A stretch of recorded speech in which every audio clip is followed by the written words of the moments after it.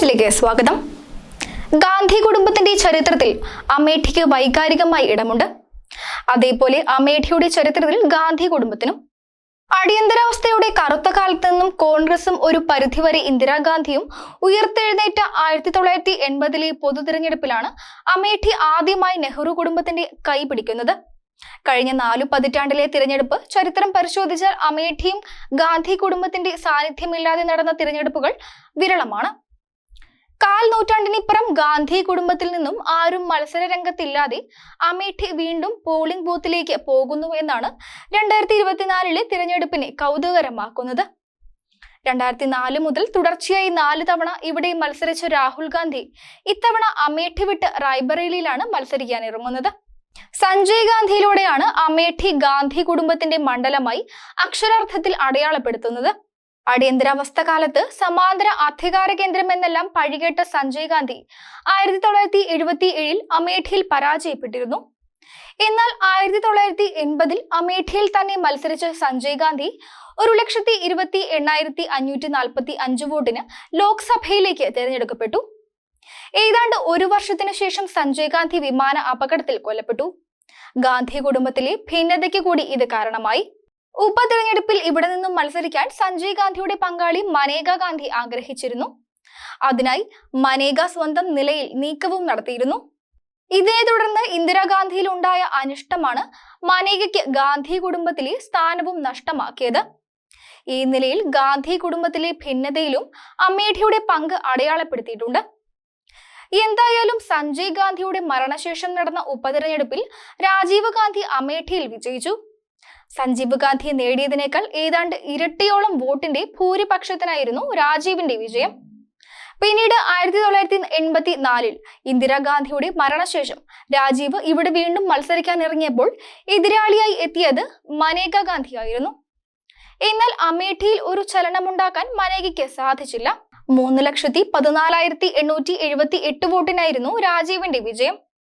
പിന്നീട് 1989 1991 രാജീവ് ഗാന്ധി വിജയം ആവർത്തിച്ചു.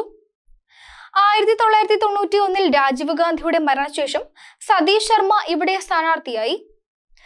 1996 സതീഷ് ശർമ്മ ഇവിടെ വിജയം ആവർത്തിച്ചു.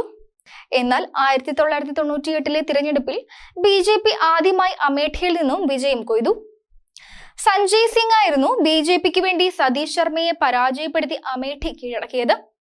രാജീവ് ഗാന്ധിയുടെ മരണശേഷം രാഷ്ട്രീയ രംഗത്തിറങ്ങാൻ താല്പര്യം കാണിക്കാതിരുന്ന സോണിയാഗാന്ധി മത്സരിക്കാൻ തീരുമാനിച്ചപ്പോൾ തിരഞ്ഞെടുത്തത് അമേഠിയായിരുന്നു.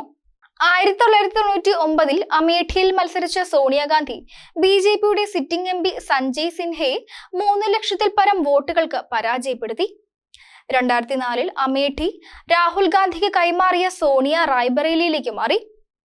2004 ആദ്യ അംഗത്തിൽ രാഹുൽ ഗാന്ധി അമേഠിയിൽ നിന്നും തിരഞ്ഞെടുക്കപ്പെട്ടു. 2009 നെഹ്റു കുടുംബത്തിൽ നിന്ന് ഒരാൾക്ക് സമ്മാനിച്ച ഏറ്റവും ഉയർന്ന ഭൂരിപക്ഷത്തിലായിരുന്നു അമേഠി രാഹുലിന് 2ാം ഊഴം സമ്മാനിച്ചത്. 3,70,198 വോട്ടിനായിരുന്നു രാഹുലിന്റെ വിജയം. 2014 രാഹുൽ ഗാന്ധി അമേഠിയിൽ വിജയം ആവർത്തിച്ചു. മത്സര രംഗത്തിന് ശേഷം ലഭിച്ച ഏറ്റവും കുറവ് ഭൂരിപക്ഷത്തിനായിരുന്നു രാഹുലിന്റെ വിജയം. 1,07,903 വോട്ടിനായിരുന്നു 2014 രാഹുൽ വിജയിച്ചത്. എന്നാൽ 2019 കോൺഗ്രസിന്റെയും ഗാന്ധി കുടുംബത്തിന്റെയും ശക്തി കേന്ദ്രമായ അമേഠിയിൽ രാഹുൽ ഗാന്ധിക്ക് അടിപതറി. SP-യും BSPയും പിന്തുണച്ചിട്ടും അമേഠി രാഹുലിനെ പിന്തുണച്ചില്ല. BJPയുടെ സ്മൃതി ഇറാനിയോടായിരുന്നു പരാജയം രുചിച്ചത്. 55,120 വോട്ടിനായിരുന്നു രാഹുലിന്റെ പരാജയം. SP-യും BSPയും പിന്തുണച്ചിട്ടും അമേഠി രാഹുലിനെ പിന്തുണച്ചില്ല. 2019 2ാം മണ്ഡലമായി വയനാട്ടിൽ നിന്നും രാഹുൽ മത്സരിച്ചിരുന്നു. അതിനാൽ തന്നെ അമേഠിയിലെ പരാജയം രാഹുലിന് പാർലമെന്റിൽ എത്തുന്നതിന് തടസ്സമായില്ല.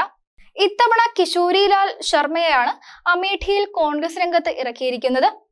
ഗാന്ധി കുടുംബത്തിന്റെ ഭാഗമല്ലെങ്കിലും സോണിയയുടെ വിശ്വസ്തനാണ് കിശോരിലാൽ.